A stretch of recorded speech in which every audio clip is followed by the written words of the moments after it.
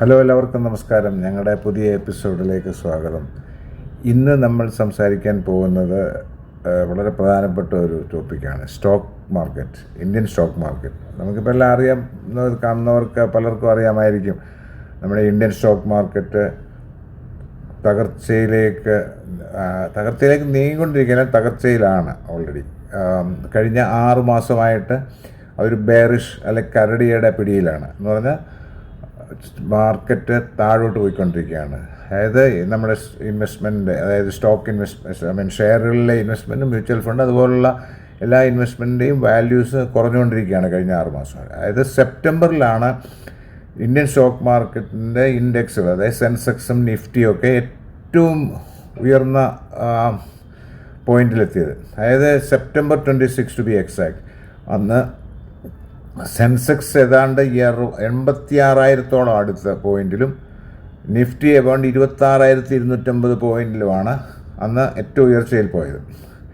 അതിനുശേഷം ഇന്നത്തെ സെൻസെക്സ് എത്രയാണ്? ആ 86,000-ന് അഗൻസ്റ്റായിട്ട് ഇന്നത്തേത് 74,000-ന് താഴെയാണ്. 26,250 നിഫ്റ്റിയുടെ പോയിന്റിൽ നിന്ന് ഇന്ന് അത് എബൌട്ട് 23,000 അടുത്താണ്. അതിലും അതിനോട് അപ്പം നമുക്ക് മനസ്സിലാക്കാം. ഏതാണ്ട് 14-15% ഈ കാലഘട്ടത്തിൽ, ഈ 5.5 മാസത്തിനകം ഇടിച്ചിലുണ്ടായിട്ടുണ്ട്. എന്ന് പറഞ്ഞാൽ ഈ സ്റ്റോക്കിൽ ഇൻവെസ്റ്റ് ചെയ്തിട്ട് അത് ഹോൾഡ് ചെയ്ത്, അത് അന്ന് കൊടുക്കാതെ ഇപ്പോഴും ഹോൾഡ് ചെയ്യുന്ന ആൾക്കാർക്ക് അവരുടെ ഇൻവെസ്റ്റ്മെൻറ്റിൻ്റെ വാല്യൂവിൽ 15-16% ഇടിവുണ്ടായിട്ടുണ്ട്. അതായത് ടോട്ടൽ ഇൻവെസ്റ്റേഴ്സിന് അബൌട്ട് $90 ബില്യൺ ടോട്ടലി നഷ്ടം ഉണ്ടായെന്നാണ് കണക്കാക്കപ്പെടുന്നത്. അപ്പോൾ അതിൽ ഇപ്പം ഫോർ എക്സാമ്പിൾ സെപ്റ്റംബറിൽ അല്ലെങ്കിൽ സെപ്റ്റംബർ 26 അതിന് ശേഷമോ ഒരു 100 രൂപയുടെ ഒരു ഇൻവെസ്റ്റ്മെൻറ്റ് ഷെയറുകളിലോ മ്യൂച്വൽ ഫണ്ടിലോ ഉണ്ടായിരുന്ന ആൾക്ക് ഇന്നതിൻ്റെ വാല്യൂ 85-84 ഒക്കെ ഉള്ളൂ. അതാണ് സംഭവിച്ചിട്ടുള്ളത്. അപ്പം ഇതിന് കാരണങ്ങൾ നമ്മൾ കഴിഞ്ഞ 1-2 വീഡിയോകൾ നമ്മളിതിൽ ചെയ്തിട്ടുണ്ട് കഴിഞ്ഞ അടുത്ത സമയത്ത്. അപ്പോൾ അതിലൊക്കെ പറഞ്ഞതുപോലെ ഇതിന് കാരണങ്ങൾ, ഒന്ന് മിഡിൽ ഈസ്റ്റിലെ ക്രൈസിസ്, അതായത്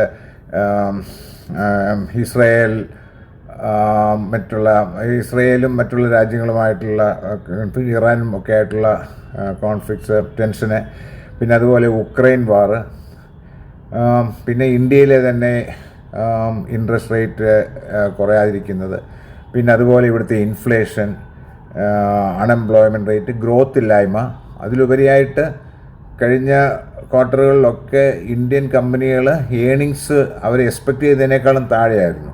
പറഞ്ഞാൽ അവർ എത്ര എക്സ്പെക്റ്റ് ചെയ്തോ അല്ലെങ്കിൽ എത്ര എസ്റ്റിമേറ്റ് ചെയ്തോ ബഡ്ജറ്റ് ചെയ്തോ അതിലും താഴെയായിട്ടാണ് ആക്ച്വൽ റിപ്പോർട്ട് വന്നത്. അപ്പോൾ ഏണിങ്സിൻ്റെ കുറവ്, ഇതെല്ലാം സ്റ്റോക്ക് മാർക്കറ്റിൻ്റെ ഇടിവിനെ ബാധിച്ചിട്ടുണ്ട്. അതിന് വളരെ ഇമ്പോർട്ടൻ്റ് ആയിട്ട് അതിലൊക്കെ കൂടുതൽ ഇമ്പാക്റ്റ് ചെയ്തൊരു കാര്യം എന്ന് പറഞ്ഞാൽ ഈ FIIs, അതായത് ഫോറിൻ ഇൻസ്റ്റിറ്റ്യൂഷണൽ ഇൻവെസ്റ്റേഴ്സ്, അവരാണ് ഈ മാർക്കറ്റിലെ ഏറ്റവും വലിയ ഇൻവെസ്റ്റേഴ്സ്. അവരുടെ മൂവ്മെൻറ്റ് ഭയങ്കരമായിട്ട് ഇമ്പാക്റ്റ് ചെയ്യും. അപ്പോൾ അവർ ഇന്ത്യൻ മാർക്കറ്റിൽ നിന്ന് പണം പിൻവലിച്ച് മറ്റുള്ള മാർക്കറ്റിലേക്ക്, അതായത് US, ചൈന പോലുള്ള മാർക്കറ്റിലേക്ക് മാറ്റി. അപ്പോൾ അതിന് കാരണമെന്ന് പറയുന്നത് ഇന്ത്യൻ മാർക്കറ്റ് പണ്ടമാനം, അതായത് സെപ്റ്റംബറിലൊക്കെ ഉയർന്നപ്പം ഇതിൻ്റെ വാല്യുവേഷൻ കൂടി, അതായത് ഇന്ത്യൻ സ്റ്റോക്കുകൾ, ഇന്ത്യൻ ഷെയറുകളുടെ വില കൂടി എന്ന് പറഞ്ഞാൽ അത് എക്സ്പെൻസീവായി. അപ്പം അതിനകത്ത് പുതിയതായിട്ട് ഇൻവെസ്റ്റ് ചെയ്യുമ്പം അത് കൂടുതൽ എക്സ്പെൻസീവായിട്ടുള്ള ഒരു ഇൻവെസ്റ്റ്മെൻറ്റായിട്ട് മാറി. അപ്പോൾ അവരെന്ത് ചെയ്തു? ഷെയറുകളുടെ വില കൂടിയ സമയത്ത്, പീക്കിലേക്ക് ഇരുന്ന സമയത്ത് അവർ അത് ഡൗൺലോഡ് ചെയ്തു, അല്ലെങ്കിൽ വിറ്റു, എന്നിട്ട് പ്രോഫിറ്റ് ഉണ്ടാക്കി. ആ പണം പിൻവലിച്ച് അവർ റിലേറ്റീവ്ലി കുറഞ്ഞ വാല്യുവേഷനുള്ള, അല്ലെങ്കിൽ റിലേറ്റീവ്ലി ലോ വാല്യുവേഷനുള്ള മറ്റ് മാർക്കറ്റിലേക്ക് കൊണ്ടുപോയി. അതാണ് അവർ ചെയ്തത്. അതിന് നമ്മുടെ ഡൊമസ്റ്റിക് ഫിനാൻഷ്യൽ FIIs അതിനെ ഒന്ന് കോമ്പൻസേറ്റ് മേക്ക് ഗുഡ് ചെയ്യാൻ വേണ്ടി ട്രൈ ചെയ്തെങ്കിലും അത് വലിയ രീതിയിൽ അത് ഇമ്പാക്റ്റ് ഉണ്ടാക്കാൻ പറ്റിയില്ലെന്നുള്ളതാണ് സത്യം. പിന്നെ അതിൻ്റെ കൂടെയാണ് ഇപ്പോൾ അടുത്ത സമയത്ത് നമ്മുടെ ട്രംപിൻ്റെ പുതിയ പോളിസികൾ, അതായത് ടാരിഫ് റെസിപ്രോക്കൽ ടാരിഫ് എന്ന് പറഞ്ഞാൽ അവരുടെ US-ലെ ഒരു സാധനത്തിന് ഇമ്പോർട്ട് ചെയ്യുമ്പോൾ അതിൻ്റെ ടാരിഫ് എത്രയാണോ അത് തന്നെ ഇവിടെ ആക്കണം എന്ന് പറഞ്ഞാൽ അതാണ് റെസിപ്രോക്കൽ. രണ്ടിടത്തും ഒരേപോലുള്ള ഇൻട്രസ്റ്റ് കാൽക്കാക്കുക. അതുപോലെ തന്നെ ഇന്ത്യയെ അവർ പല കാര്യങ്ങളിലും, ഇന്ത്യയിലേക്കുള്ള ഇറക്കുമതി പല കാര്യങ്ങളിലും കുറയ്ക്കാൻ സാധിപ്പിച്ചു. അതുപോലെ US ആണെങ്കിൽ അവരുടെ ഇമ്പോർട്ടുകൾ ടാരിഫുകൾ കൂട്ടി. ഇതൊക്കെ ഇന്ത്യയെ ബാധിച്ചു. പിന്നെ അതുപോലെ വിസകളിലുള്ള പല മാറ്റങ്ങളും ഇതൊക്കെ ഇന്ത്യൻ എക്കണോമിയെ ബാധിച്ചു. അത് ഫ്യൂച്ചറിൽ ബാധിക്കും. അത് സ്റ്റോക്ക് മാർക്കറ്റിൽ റിഫ്ലക്റ്റ് ചെയ്യും. അതൊക്കെ ഈ സ്റ്റോക്ക് മാർക്കറ്റിൻ്റെ മൂവ്മെൻറ്റിനെയും അതിൻ്റെ മൂഡിനെയും ബാധിച്ചിട്ടുണ്ടോയെന്നാണ് സത്യം. അപ്പോൾ ഒരു ചോദ്യമുണ്ട്, ഇതെന്നത്തേക്ക് തീരുമെന്നുള്ളത്. അത് കഴിഞ്ഞ നമ്മൾ ഈ 14-15% വരെയുള്ളൊരു ഡൗൺവേർഡ് ട്രെൻഡ് ഉണ്ടല്ലോ, അതായത് ഡിക്ലൈൻ വരുന്ന ഒരു ബെയറിഷ് ട്രെൻഡ് മാക്സിമം ഇതിനുള്ള 70 ദിവസങ്ങളൊക്കെയാണ് നേരത്തെ ഏറ്റവും കൂടുതൽ. ഈ പ്രാവശ്യം ഇത് 165 ദിവസമായി. മനസ്സിലായി. അപ്പം കോവിഡ് സമയത്തൊക്കെ ഇത് ഭയങ്കരമായിട്ട് പോയെങ്കിലും ഇത് പിന്നീട് തിരിച്ചു വന്നു. 2008 സമയത്തെ റിസഷൻ സമയത്തും ഒക്കെ ഇത് പോയെങ്കിലും ഇതൊക്കെ പിന്നീട് തിരിച്ചു വന്നു. അപ്പോൾ ഇതിപ്പം 270 ദിവസമായി ഓൾറെഡി. അത് ഇനി എത്ര നാൾ നിൽക്കും? അത് ചിലർ പറയുന്നു ഇനി 5 years വരെ ഈ ബെയറിഷ് മൂവ്മെൻറ്റ് പോകുന്നു, ചില അനലിസ്റ്റുകൾ പറയുന്നു. ചിലർ പറയുന്നു 2025 മിഡ് ആകുമ്പോഴത്തേക്ക് ഇത് റിക്കവർ ചെയ്യും, 2025 എൻഡ് ആകുമ്പോഴത്തേക്ക് ഇത് നേരത്തെ സെപ്റ്റംബറിൽ വന്ന പീക്കിലും മേളിൽ വരും എന്നൊക്കെ പറയുന്നു. പക്ഷേ ആരും ഒന്നും തറപ്പിച്ച് പറയുന്നില്ല. ആർക്കും അത് പറയാൻ പറ്റത്തുമില്ല ഇന്നത്തെ വോളറ്റൈൽ സിറ്റുവേഷൻ. കാര്യം ഇത് ഭയങ്കര ഡൈനാമിക്സാണ്. ഇന്ത്യൻ എക്കണോമി മാത്രമല്ല, US എക്കണോമി, മറ്റുള്ള രാജ്യങ്ങളുടെ എക്കണോമി, പല ഡൈനാമിക്സ്, ജിയോ പൊളിറ്റിക്കൽ, അതായത് രാജ്യങ്ങൾ തമ്മിലുള്ള ടെൻഷൻസ്, വാറുകൾ, പിന്നെ എക്കണോമി, ക്രൂഡ് ഓയിൽ പ്രൈസ്, പല കാര്യങ്ങളും, ട്രംപിൻ്റെ നയങ്ങൾ, ഇതെല്ലാം ഇതിനെയൊക്കെ ഇൻഫ്ലുവൻസ് ചെയ്യും. അപ്പം നമുക്ക് ഒന്നും പ്രഡിക്റ്റ് ചെയ്യാൻ പറ്റാത്തൊരവസ്ഥയാണ്.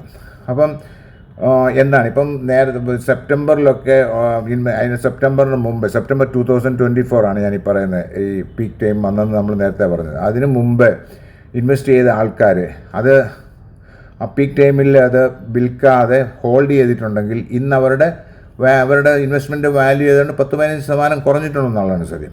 അപ്പം എന്താണ് ചെയ്യേണ്ടത്? ഇപ്പം കൊടുത്ത് ആ നഷ്ടം അവർ സഹിക്കണോ, അതോ അവരത് കുറച്ചുകൂടെ ഹോൾഡ് ചെയ്തിട്ട് ഈ പറഞ്ഞ പല അനലിസ്റ്റുകളൊക്കെ പലത് പറയുന്ന അനുസരിച്ചിട്ട് ഇത് ഫ്യൂച്ചറിൽ ഇത് റിക്കവർ ചെയ്ത് ഒക്കെ തിരിച്ചു വരുമ്പോൾ അവർക്ക് ലാഭം ഉണ്ടാക്കാൻ പറ്റുമോ, അവരുടെ നഷ്ടം നികത്താൻ പറ്റുമോ എന്നൊക്കെ ആണ് ആൾക്കാർ ആലോചിക്കുന്നത്. പക്ഷെ ആരും ഒരു കൃത്യമായ ഉത്തരം പറയുന്നില്ല. നമുക്ക് ആർക്കും പറയാൻ പറ്റാത്തൊരവസ്ഥയാണ്.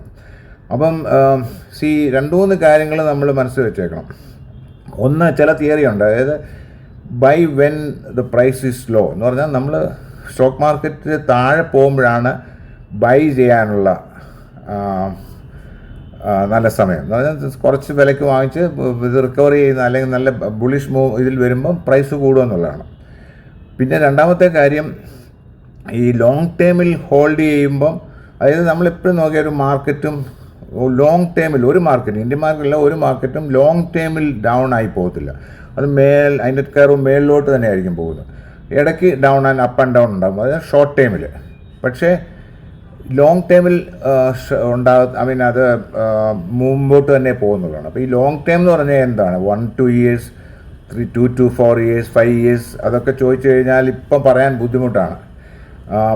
അപ്പം ഇതെല്ലാം ഡിപ്പെൻസ് ഓൺ എന്താ നമ്മളുടെ ഒരാളുടെ റിസ്ക് എടുക്കാനുള്ള കഴിവ്, അയാൾക്ക് പിന്നെ ഹോൾഡ് ചെയ്താൽ, അതായത് നമ്മളിപ്പം നമ്മളുടെ കയ്യിൽ വേറെ ലിക്വിഡ് ക്യാഷ് ഉണ്ട്, ഇത് ഹോൾഡ് ചെയ്യാനുള്ള നമ്മൾ കപ്പാസിറ്റി ഉണ്ട്, അങ്ങനെ കപ്പാസിറ്റി ഉണ്ട്. ഇങ്ങനെയൊക്കെയുള്ള കാര്യങ്ങൾ വരുമ്പം അതിൻ്റെ അടിസ്ഥാനത്തിൽ വേണം നമ്മൾ ഓരോ തീരുമാനങ്ങൾ എടുക്കാൻ. അതായത് നമുക്കൊരു 5 years വരെ ഇത് ഹോൾഡ് ചെയ്യാം എങ്കിൽ എന്താ പറയുന്നത്, മാർക്കറ്റ് മിക്കവാറും അത് ആ സമയത്തിനൊക്കെ റിക്കവർ ചെയ്യുകയും അത് നമ്മുടെ നഷ്ടങ്ങൾ നികത്തുകയും കൂടുതൽ ലാഭം ഉണ്ടാക്കുകയും ചെയ്യാം. അപ്പം അതുപോലെ തന്നെ വേറൊരു കാര്യം, നമ്മൾ സേഫായിട്ടുള്ള ഇൻവെസ്റ്റ്മെൻറ്റ് എന്തോ ബാങ്കാണ്, ഫിക്സഡാണ്, പക്ഷേ റിട്ടേൺ കുറവാണ് മാർക്കറ്റിനെയൊക്കെ അപേക്ഷിച്ച് നോക്കുമ്പോൾ. അപ്പം ഈ സ്റ്റോക്ക് മാർക്കറ്റിലെ പൈസ എടുത്ത് നമ്മൾ ഫിക്സഡ് ഡിപ്പോസിറ്റിൽ ഇട്ടാൽ അത് ഒരു ഫിക്സഡ് ഇൻകം തരും. 5 years ഇത് ഒരു ഇൻവെസ്റ്റ്മെൻറ്റ് തരും. അതിൻ്റെ ക്യുമുലേറ്റീവ് ഇൻട്രസ്റ്റ് എത്ര വരുന്നോ, അല്ലെങ്കിൽ ക്യുമുലേറ്റീവ് റിട്ടേൺ എത്ര വരുന്നോ, അതിലും കൂടുതലായിരിക്കണം. ഈ 5 വർഷം കൊണ്ട് ഈ ലോങ് ടൈം ഇൻവെസ്റ്റ് ചെയ്താൽ അതിനിടയ്ക്കുള്ള ഈ ബെയറിഷ് മൂവ് പിന്നെ ട്രെൻഡ് കഴിഞ്ഞിട്ട് ബുളിഷ് ആവുമ്പം അത് മേലോട്ട് വന്ന് ഇതിൻ്റെ എത്രയെങ്കിലും അല്ലെ അതിൽ കൂടുതലോ പിന്നെ റിട്ടേൺ ഉണ്ടാക്കിയെങ്കിലേ അതിനകത്ത് കാര്യമുള്ളൂ. അല്ലെങ്കിൽ പിന്നെ നമുക്ക് സമാധാനമായിട്ട് ഫിക്സഡ് ഡിപ്പോസിറ്റ് തന്നെ ഇട്ടങ്ങ് ഇരിക്കാം. കുറവാണെങ്കിലും നമുക്ക് വലിയൊരു ടെൻഷനൊന്നുമില്ല. കാര്യം അത് സേഫാണ്. അത് പറഞ്ഞ എമൗണ്ട് കിട്ടും, അൺലെസ് ഭയങ്കരമായിട്ട് വേറെ കാര്യങ്ങളൊക്കെ നടന്നില്ലെങ്കിൽ. മനസ്സിലായില്ലേ? In normal sense it is safe. അപ്പോൾ ഇതൊക്കെ നമ്മളുടെ ഓരോ മനസ്സിലായില്ലേ, റിസ്ക് എടുക്കാനുള്ള കഴിവ്, നമ്മളുടെ സാമ്പത്തികമായിട്ടുള്ള ലെവറേജ്, അതായത് നമുക്ക് എത്ര മാത്രം ഈ മാർക്കറ്റിലെ ഫണ്ട് പിൻവലിക്കാതെ നമ്മുടെ കാര്യങ്ങളൊക്കെ മുന്നോട്ട് പോകും, അതിനുള്ള വേറെ സോഴ്സുകൾ നമുക്കുണ്ട്. ഇങ്ങനെയൊക്കെയുള്ള കാര്യങ്ങൾ കൺസിഡർ ചെയ്തിട്ട് വേണം ഇതിനകത്തൊരു തീരുമാനമെടുക്കാൻ. അപ്പം എപ്പം ഇത് ചെയ്യണം, എല്ലാവരും അങ്ങനെ നോക്കിക്കൊണ്ടിരിക്കുകയാണ്. മാർക്കറ്റ് മേളിലോട്ട് വരുമ്പോൾ മാർക്കറ്റ് തിരിച്ചു വരും. ഇപ്പോൾ ഇത് മാർക്കറ്റ് തിരിച്ചു വരണമെങ്കിൽ 2-3 കാര്യങ്ങൾ നടക്കണം. ഒന്നുകിൽ ഇന്ത്യൻ എക്കണോമി നന്നായിട്ട് വളരണം, അതായത് ഗ്രോത്ത് റേറ്റ് ഉണ്ടാകണം, കമ്പനികളുടെ ഏണിങ്സ് കൂടണം.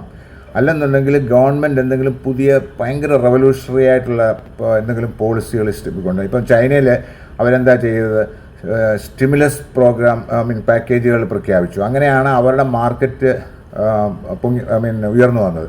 അങ്ങനെ ഉയർന്നു വന്നുകൊണ്ടാണ് ഇന്ത്യൻ മാർക്കറ്റിൽ നിന്ന് FIIs പണം പിൻവലിച്ച് അവിടെ ഇൻവെസ്റ്റ് ചെയ്യുന്നത്.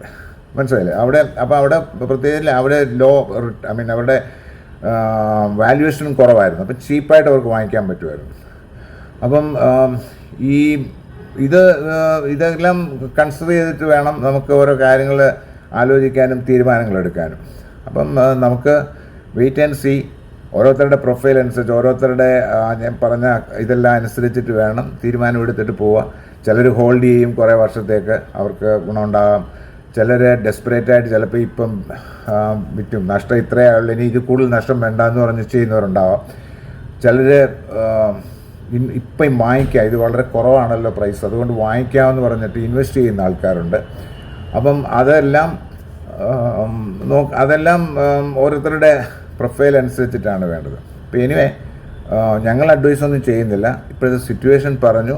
അത് നിങ്ങൾ ജുഡീഷ്യസ് ആയിട്ട് ആലോചിച്ച് തീരുമാനമെടുക്കുക. വേറൊരു വീഡിയോ വരുന്നതും വരെ ബൈ, ടേക്ക് കെയർ.